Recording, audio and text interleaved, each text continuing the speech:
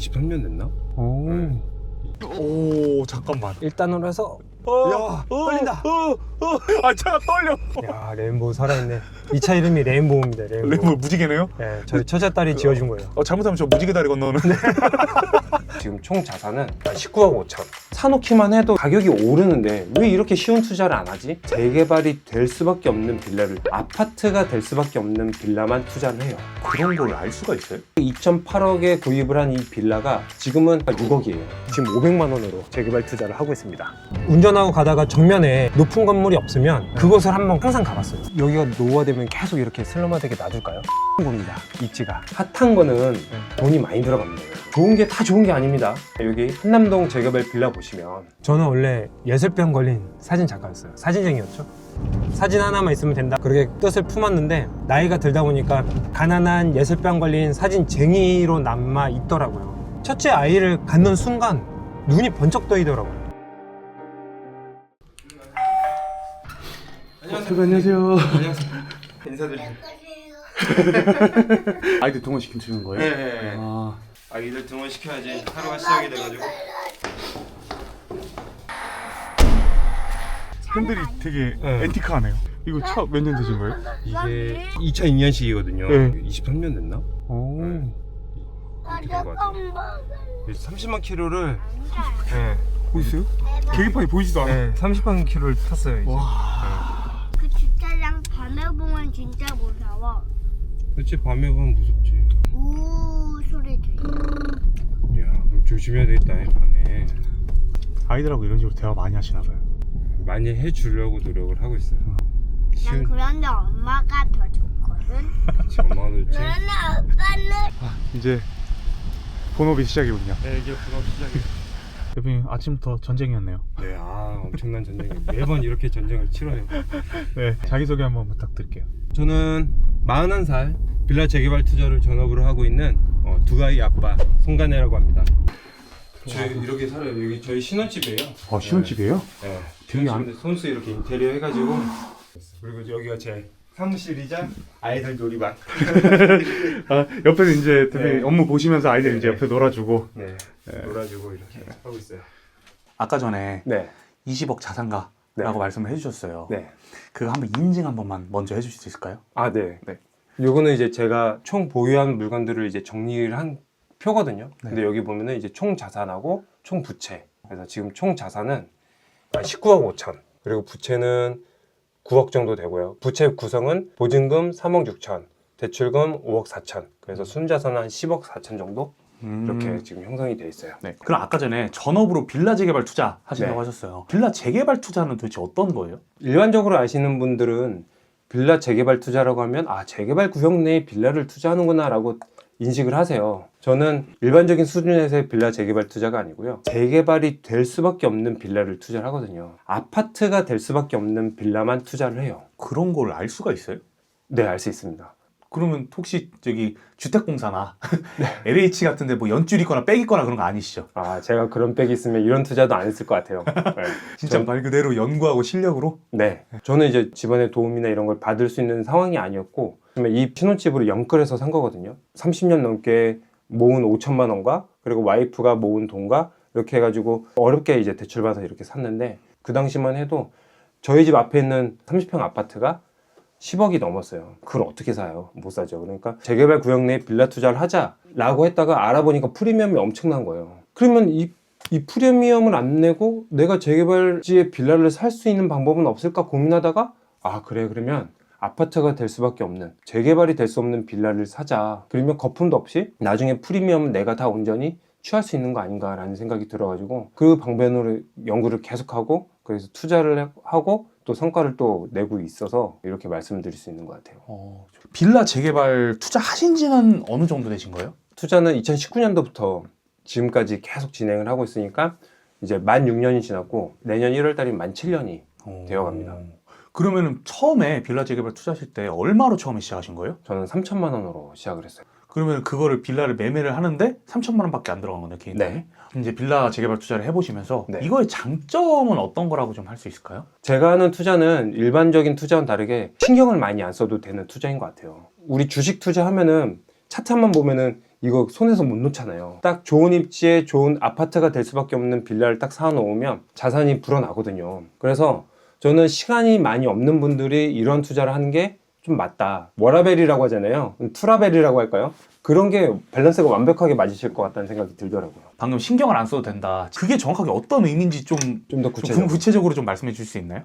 예를 들어서 이제 지금 마포구 제 신혼집도 2017년도에 제가 뭐 공부를 해서 산 건 아니에요. 이거는 정말 충동적으로 구입을 한 거거든요. 저희는 입지다 뭐다 이런 거 모르고 여기 구입을 했는데, 근데 지금 만 6년이라는 시간이 지났는데 그때 2.8억에 구입을 한 이 빌라가 지금은 최소 시세가 6억이에요. 그냥 사놓고 기다리기만 해도 자산 가치가 오른다는 거를 말씀드리고 싶어요. 부동산은 우리가 흔히 이렇잖아요. 첫째도 입지, 둘째도 입지, 셋째도 입지라고 하는데 우리가 수익을 달성을 해야 된다는 것에 매몰이 돼가지고 보다 보면 이 중요한 이 입지라는 측면을 다 망각을 하고 그렇게 접근을 하세요. 왜냐면 좋은 곳에 사놓기만 해도 이렇게 인플레이션 때문에 가격이 오르는데 왜 이렇게 쉬운 투자를 안 하지? 라는 생각이 들더라고요. 그래서 시간이 없으신 분들은 꼭 이런 투자를 좀 하셨으면 좋겠다라는 생각이 들더라고요. 아까 전에 대표님은 3천만 원으로 시작을 하셨다고 했잖아요. 네. 근데 이게 보편적으로도 이렇게 소액으로 처음에 시작이 가능한지. 여전히 소액으로 충분해요. 경매를 활용한다고 하면 1,000만 원 이하로도 투자가 가능해요. 근데 이제 핵심은 금액의 크기가 아니고 현금을 자산으로 바꾸는 속도가 중요해요. 흔히 1억 모아서 집을 사겠다라고 하시는데 그러면은 물가 상승 속도 때문에 절대로 집 사기 쉽지 않아요. 왜냐면 화폐 가치가 매년 떨어지기 때문이에요. 500만 원이든 1,000만 원이든 3,000만 원이든 목돈이 어느 정도 모아지면 그거를 여러분들의 현금의 가치, 여러분의 돈의 가치를 지켜줄 수 있는 부동산으로 바꾸시길 말씀을 드리는 거예요. 근데 그 바꿀 때 뭐다? 아파트가 될 수밖에 없는 빌라에 투자를 해야지 인플레이션도 해지를 하면서 그게 아파트가 될 가능성이 있다 보니까 자산 가치도 어마무시하게 커질 수 있는 그 기회가 여기 있더라고요. 그러면 빌라 재개발 투자로 수익을 내는 전체적인 과정 한 번만 설명해 주실 수 있을까요? 네. 제가 하는 빌라 재개발 투자는 크게 손품, 발품, 그리고 투자하는 크게 세 가지로 나누고요. 먼저 손품을 할 때는 물건을 찾고 그 물건이 재개발 가능성이 있는지 검증을 하는 단계가 있어요. 정보를 갖고 현장에 가서 검증하는 단계, 임장이죠. 그 다음에 투자 결정, 수익률 계산기를 통해서 어느 정도로 리스크를 테이킹하면서 투자 결정을 하면은 안전할지 거기에 대해서 판단을 하고 투자를 결정한 다음에 여기서 끝나는 게 아니고 또 우리는 월세 세팅을 해야 되잖아요. 인테리어, 그리고 나서 이제 거의 마무리가 되는 거죠. 저 같은 경우는 빠르면 매수하고 나서 1년이나 2년 시점에 재개발 이야기가 나오고 추진이 되고 이런 지역도 있거든요. 근데 보통 저는 10년 안에 승부가 난다 결정을 하고 투자를 해요. 10년 너무 긴 거 아니냐라고 말씀을 하시는데 A급 입지 같은 경우에는 일반 매매를 활용을 하고 B급 입지나 C급 입지 같은 경우는 경매를 활용해서 수익률을 극대화하는 전략으로 취해요. 이렇게 투자 전략을 다각하다 보면은 시간 가는 줄 모르고 투자를 하게 돼요. 그리고 또 우리는 중요한 건 월세를 세팅을 해서 시간을 보내다 보니까 이 월세 받는 재미가 진짜 쏠쏠해요. 한 채, 두 채, 세 채, 네 채 넘어가시면 와 이거 재개발 천천히 되면 좋겠는데 오히려 이 생각까지 들게 돼요. 명의 같은 거는 좀 문제가 없어요? 명의 문제 없습니다. 빌라는 매매가 자체가 낮다 보니까 세금의 기준이 되는 공시가도 낮은 편이에요. 그러다 보니까 다주택 전략을 취해도 종부세나 이런 이슈가 극히 덜해요. 그리고 만약 종부세 이슈가 있다고 해도 임대사업자 전략을 취해서 이 종부세 문제를 회피할 수가 있어요. 그래서 개인 명의로도 충분히 투자를 할 수 있는 게 이 아파트가 될 수밖에 없는 빌라 투자다라는 거예요. 어떻게 이건 아파트가 될 거다라고 하는 그 가치를 어떻게 알아볼 수 있는 거예요? 일반적으로는 이제 노후도 오래된 것만 보고서 투자를 하시는데 그것도 맞습니다. 저도 그 기준을 봅니다. 근데 좀 더 구체적으로 저만의 기준을 정립을 해놨어요. 그게 뭐냐면 제가 송가대니까 송가대 재개발 3요소라고 해가지고 이렇게 정리를 했는데 첫 번째는 법적 요건을 보는 거예요. 법적 요건이라고 하면 우리가 흔히 보는 노후도, 뭐 접도율, 또 기반시설 이런 것들을 보잖아요. 그리고 두 번째는 주민들이 재개발에 동의를 하냐, 필요성을 느끼냐 이거를 파악하는 게 중요해요. 그리고 나서 세 번째는 이 시대 요구라는 점인데요. 이건 뭐냐면 정치 그리고 정책적으로 이 정비 사업을 지원을 하냐 안 하냐 그게 또 중요합니다. 그래서 저는 재개발을 세 가지 관점으로 재개발이 될지 안 될지 예측을 합니다. 정부에서 재개발을 진행을 해라 그래도 주민들이 반대를 하면 재개발 진행이 어려워요. 반대로 주민들이 재개발을 하고 싶다라고 아우성 쳐도 정치적으로 정책적으로 안 돼라고 하면 안 되는 거예요. 그래서 일반적인 시선에서 건물을 부시고 아파트가 짓는 거 아니야 라고 생각을 해보면 만약에 이게 사업이 잘 될 것 같다고 하다가 조합장이 뭐 비리를 저지르거나 아니면 정비사업을 지원을 하지 않는 시대거나 그러면 멘탈이 흔들린다고 이걸 보유를 못해요. 아무리 우량한 입지고 좋은 입지의 빌라여도 보유를 못 한다고요. 그래서 저는 이렇게 세 가지 관점에서 봐야지 재개발이 될 수 있는지 가능성도 예측할 수 있을 뿐만 아니라 장기적으로 보유할 수 있는 힘도 여기서 나온다라고 말씀을 드려요. 재개발이 될 지역의 그 3요소? 네. 세 가지 조건들을 한번 말씀해 주셨어요. 그러면 네. 그걸 기반으로 여기가 재개발 될 거라고 하는 그 찾는 과정을 한 번만 볼 수 있을까요? 우린 소액으로 접근을 해야 되기 때문에 저는 소액은 한 1억 정도 내외거든요. 네이버 부동산에서 이렇게 최저 가격 순으로 솔팅을 한 다음에 물건을 검색을 해봅니다. 여러분들에게 종잣돈에 맞는 규모를 찾으시면 돼요. 불광역 쪽에 여기 1억대 물건이 지금 있네요. 1억 9천짜리.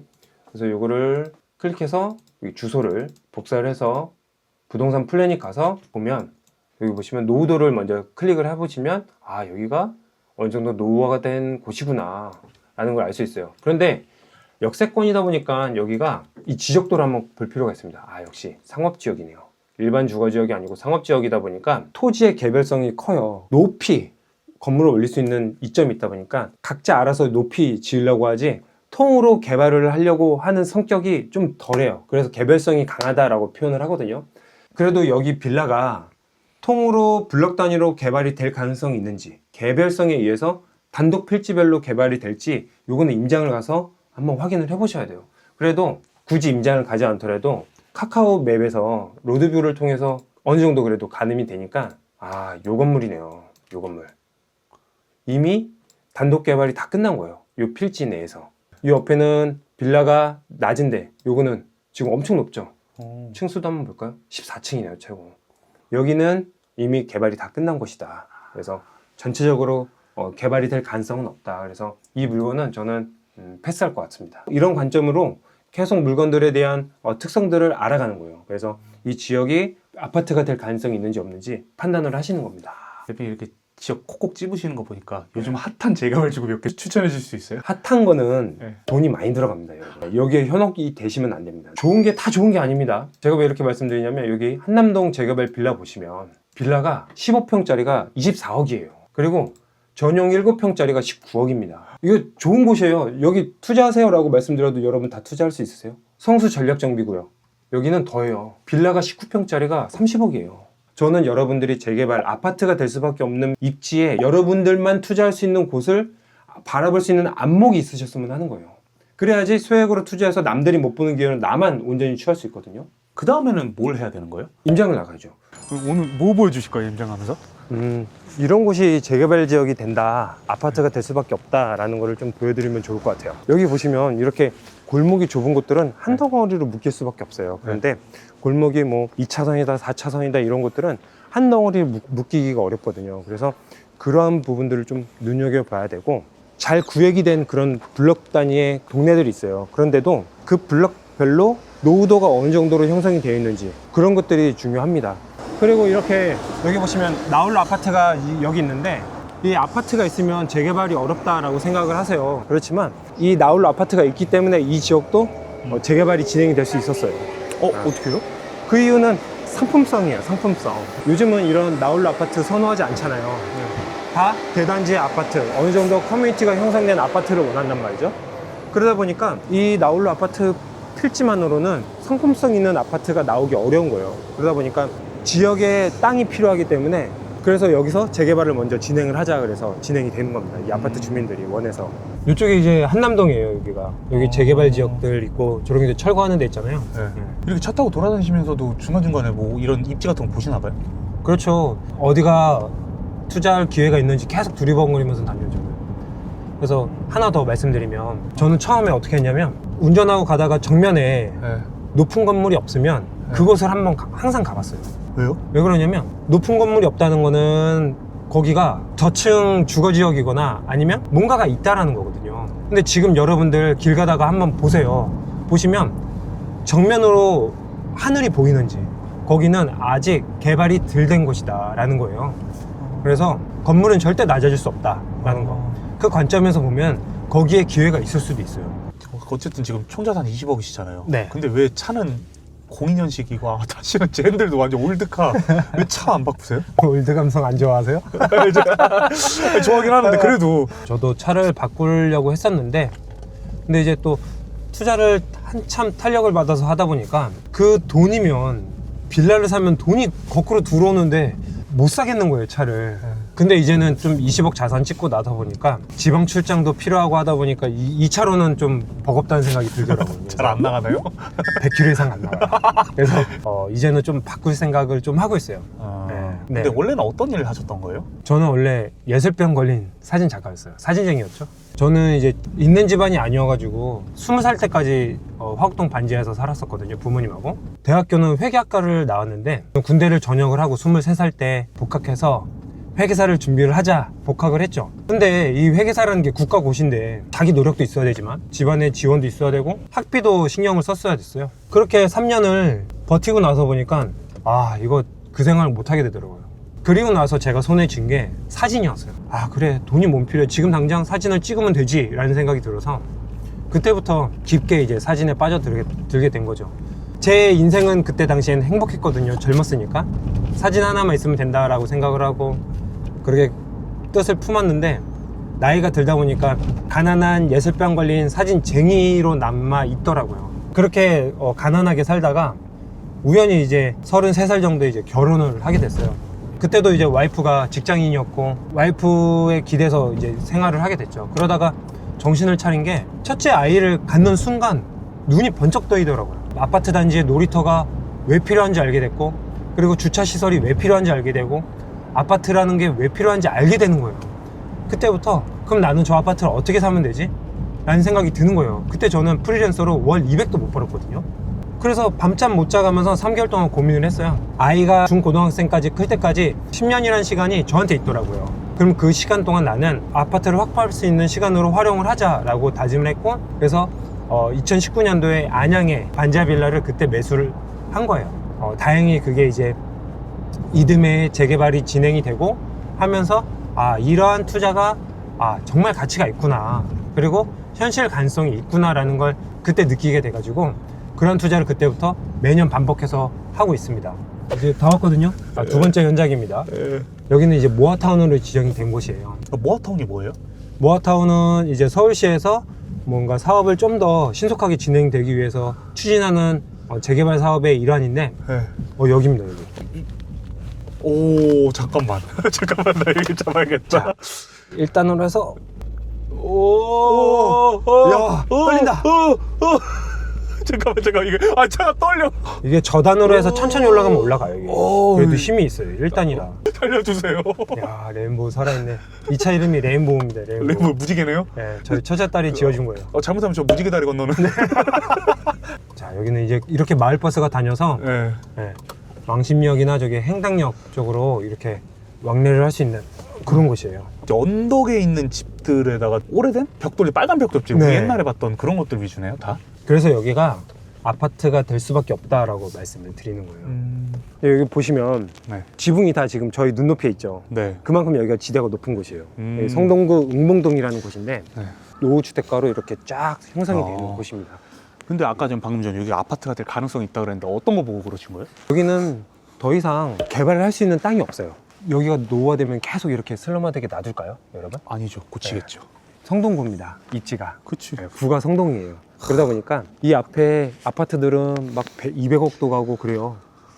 그런데 여기를 그냥 놔둘까요? 안 놔두죠. 안 놔두죠. 근데 그리고 지대가 너무 높지 않아요? 지대가 거기? 너무 높아도 제가 말씀드렸죠, 아까 건물은 절대 낮아지지 않는다 라는 개념으로 보면 여기도 이대로 놔두지 않고 충분히 개발할 수 있는 여력이 있다라는 거예요. 우리는 그 고정관념에서 탈피를 해야 돼요. 그래야지 기회가 보이는 거예요. 근데 이런데 개발하려면 몇 년 정도 걸리는 거예요? 그거는 모르죠. 그거는 그건 또 해봐야 이해관계가 달라서 지자체가 어느 정도 협조를 해주냐, 그리고 주민들을 얼마만큼 적극적으로 나서냐가 중요한데, 그거는 그래서 사업지마다 다 다르고, 그래서 그거는 명확하게 뭐라고 말할 수는 없어요. 그렇지만 중요한 건 어떻게 초반에 세팅을 하느냐가 그래서 중요한 거예요. 그래서 처음에 말씀드린 건 월세 투자를 하라라고 말씀을 드리는 거고, 거품이 없을 때 들어가야지 그러한 위험 부담이나 시간적인 위험에서 나를 자유롭게 부담 없이 투자할 수 있게끔 만들어 주거든요. 공공기관이 참여, 모아타운 이렇게 해가지고 선정되었다. 모아타운 중에서도 공공기관 참여해서 하는 곳이 있고, 네. 또 일반적으로 모아타운 진행되는 곳이 있는데, 여기는 공공기관 참여형으로 해가지고 그렇게 진행이 되고 있어요. 기다려주셔서 감사합니다. 동사무소 갑자기 오신 거예요? 사실 때문에. 안양은 그럼 왜 오신 거예요, 여기는? 여기 안양에는 제가 첫 번째로 2019년도에 투자한 반지하 빌라가 여기 있는데 여기의 상황이나 이런 것들을 전해드리고 그리고 투자금을 어떻게 최소화해서 투자를 하고 있는지 그걸 보시면 도움이 되실 것 같아서 이렇게 멀리 안양까지 왔습니다. 여기는 그럼 실수자금이 아까 얼마 들어갔다고 하셨죠? 1억 1천만 원짜리 반지하 빌라를 전세 8천만 원 들어가 있는 빌라를 3천만 원 넣고 투자를 했는데 지금은 거기에서 투자금 2,500만 원을 회수하고 지금 500만 원으로 재개발 투자를 하고 있습니다. 재개발이 진행이 되면 시세가 높이 형성이 되잖아요. 그럼 그런 실거래가가 쌓이면 공시가도 자연스럽게 높아질 수밖에 없어요. 그래서 여기 제가 투자한 게 1억 1천에 투자를 했는데 지금은 공시가가 1억 2천이에요. 그러니까 거기에 담보대출을 통해서 투자금을 회수를 하고 투자금이 확 줄어들 수 있는 거잖아요. 1억 담보대출 받고 540만 원 월세 세팅을 해가지고 투자금 500만 원을 줄 수 있었던 거예요. 저도 이전에는 못 봤던 건물인데 네. 지금 보니까 저기 높은 건물이 올라가고 있는데 지금 찾아보니까 네. 저게 지식산업센터예요. 근데 저런 지식사업센터 올라가면 뭐 좋은 게 있어요? 아무래도 여기는 뭐 기존에 산업단지가 있었던 곳이기 때문에 저렇게 지산이나 이런 게 생겨도 어느 정도 입주는 될 거라고 생각이 들어요. 그러면은 부동산은 직장이 있어야지 사람이 움직이잖아요. 그리고 직장이 있어야지 주택가에 대한 수요가 생기죠. 그러나 주택가에 대한 수요가 생기면 거기에 대한 소비를 해야 되잖아요. 그러면 상가가 생길 거예요. 직주근접이라고 하잖아요. 긍정적인 효과가 있는 거죠. 진짜 이런 하나하나도 다 그냥 입지 분석에 네, 고려하면 다- 좋은 거예요. 네. 근데 빌라 투자라고 해서 단지 빌라만 보는 게 아니고 저는 이런 것들 다 고려해서 투자를 해요. 이렇게 장기적으로 내다보고 투자를 하게 되면 진짜로 기가 막히게 저렴하게 저평가된 물건을 볼 수밖에 없게 돼요. 제가 장기적 관점에서 여러분들 투자하셔야 된다라고 말씀드리는 이유도 이런 겁니다. 그래서 여기 보시면 여기도 다 이렇게 노후화된 주택가가 있는 곳이에요. 또 여기도 또 빨간 벽돌 집이네. 여기도 예전에는 1종 일반 주거지역이었어요. 아, 그런데 지금 여기는 3종으로 바뀌었습니다. 그건 뭔 차이예요? 용적률 차이죠. 높이 올릴 수 있냐 없냐. 아. 우리가 요 뒤에 보이는 아파트, 저 아파트도 3종이에요. 여기 빌라 주택 단지는 1종이었단 말이죠. 네. 지금 3종으로 바뀌었고 3종을 넘어서 이제는 49층 아파트로 확정이 돼서 재개발 사업이 진행이 되고 있습니다. 지금. 오, 그걸 이제 송관님 투자하신 네. 그 건물. 이것도 제가 앞서 말씀드렸다시피 여기는 분명히 1종인데 이렇게 과연 놔둘까? 그런 상식적인 물음에서 시작을 한 거예요. 그러면은 어쨌든 개별 건물로 투자를 하는 게 아니라 그 지역을 보는 거네요. 딱. 흐름만 읽을 수 있으면 누구든지 투자를 할 수 있는 거죠. 아, 여기 반지하거든요. 여기 맞나요? 여기 반지하. 이 반지하가 더 앞으로 미래 가치가 있을 거다라고 판단을 했어요. 그리고 거기에 대한 판단은 지금도 유효하고 앞으로 10년 또 재개발의 시대가 왔다라고 말씀을 드릴 수 있을 것 같아요. 지역적인 부분만 딱 봤을 때 여기는 왜 투자하신 거고 그냥 처음 하시는 분들도 어떤 걸 좀 볼 수 있는 거예요? 그 안양시 만안구 석수동이라고 쳐보시면 바로 위에 뭐가 있냐면 광명역이 있습니다. GTX도 있고 또 이케아도 있고 생활 인프라가 정말 잘 갖춰져 있는 신도시예요. 그런데 그런 신도시와 바로 붙어 있는 이 석수동이 과연 이런 노후주택지로 남아있을 건가라는 의문이 드셔야 돼요. 그때 의문을 갖지 않고 야 여기가 사업이 돼? 사업성이 있어? 이런 의문을 가졌던 분들은 투자를 하지 못했던 거죠. 그리고 나서 재개발이 진행이 되고 나서 2억이라는 현금을 들고 와야지 투자할 수 있는 지역으로 바뀐 거예요. 여기가 물론 여기는 교통이 좋진 않지만 초등학교, 중학교, 고등학교를 다 끼고 있고 그리고 안양천을 끼고 있기 때문에 와 여기 아파트가 지어지면 진짜 근사하고 생활하기 편한 아파트가 지어지겠구나 라는 생각이 저는 들었거든요. 그래서 여러분들도 임장관 다니실 때 미래 아파트를 꿈꿀 수 있으면 투자하기가 좀 더 쉬워요. 그러면 오늘 나도 한번 빌라 재개발 투자 해볼까? 라고 이제 고민하신 분들한테 조언이 좀 있다면 어떤 게 있을까요? 먼저 단기간 내에 뭔가 승부를 내겠다라고 하면은 또 그렇게 하셔도 됩니다. 그렇지만 그러한 피로감이나 뭔가 스트레스 이런 것에서 좀 덜어내서 좀 더 편안하고 여유롭게 투자를 하고 싶다 하시면은 이런 재개발 쪽으로 좀 관심을 가졌으면 좋겠어요. 소액으로도 투자를 가능하지만 그냥 놔두기만 해도 자산 가치가 어마무시하게 상승을 하거든요. 뭔가 하루아침에 큰 성과를 내고자 그런 조바심을 좀 버리셨으면 좋겠다라는 걸 좀 말씀을 드리고 싶어요. 제가 이 영상 하단에 여러분들 투자 성향 테스트 첨부를 해 놓을게요. 그러면 그걸 해보시면은 난 어떤 게 맞아 라는 게 좀 정리되는 데 도움이 되지 않을까 싶습니다. 진짜 이제 마지막으로 네. 송가래님이 진짜 이루고 싶은 꿈이 있나요? 저는 200억 자산가가 되고 싶어요. 왜냐면 저는 꿈에 그리지도 않았던 10억이라는 돈 그리고 20억이라는 자산을 만들고 나서 보니까 200억도 할 수 있겠는데? 라는 생각이 드는 거예요. 지금은 진짜 현실 가능한 로드맵을 짜고 그리고 나서 거기에 대해서 달려가고 있거든요. 그래서 여러분들도 1000만 원 만들기부터 한번 해보세요. 그러면 저처럼 자신감을 얻으실 수 있으실 겁니다.